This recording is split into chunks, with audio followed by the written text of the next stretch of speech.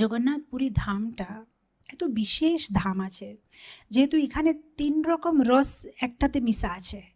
বৃন্দাবনে ভগবান মাধুরী ভাব রস প্রকাশ করে, নবদ্বীপে ঔদার্য ভাব প্রকাশ করে, দ্বারকাতে ঐশ্বর্য ভাব প্রকাশ করে। কিন্তু যদি জগন্নাথপুরীতে দেখি 3টা ভাবের মিশ্রণ আছে, মিশা আছে। কি করে?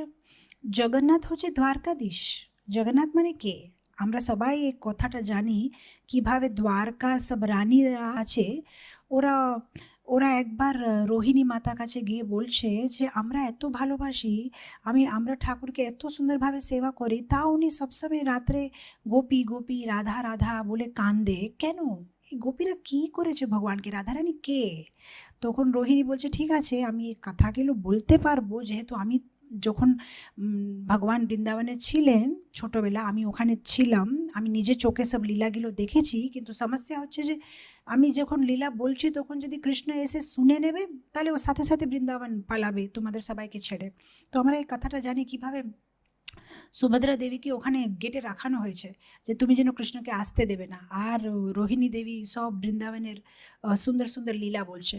আর যখন বৃন্দাবনের সুন্দর সুন্দর লীলাগুলো বলছে, সুভদ্রা দেবী এত মুগ্ধ হয়ে যায়, উনি দেখে না ঠিকভাবে কে আসছে কে যাচ্ছে, উনি কথা শুনতে শুনতে মুগ্ধ হয়ে যায়। তখন জগন্নাথ আর বলদেব ওখানে এসে যায়।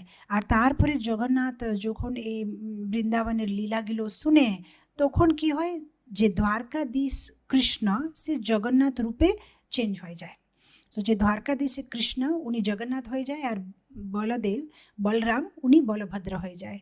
তো এখানে এটাই বলা হচ্ছে যে আপনি বৃন্দাবন থেকে এখানে আসলেন, তো আপনি আগে উনি ছিলেন দ্বারকাধীশ, মানে ওনার শরীরটা হচ্ছে দ্বারকাধীশের, কিন্তু কেন জগন্নাথ রূপে চেঞ্জ হয়ে গেলেন? যেহেতু হৃদয়ে মনে ভিতরে আছে বৃন্দাবন। তার মানে আমরা যে জগন্নাথকে দেখি, তো ওনার শরীর হচ্ছে দ্বারকাধীশের শরীর, আর ওনার মন হচ্ছে বৃন্দাবন, মাধুরী ভাব, হৃদয় হচ্ছে বৃন্দাবন, মাধুরী ভাব গোপীদের মনে করছে।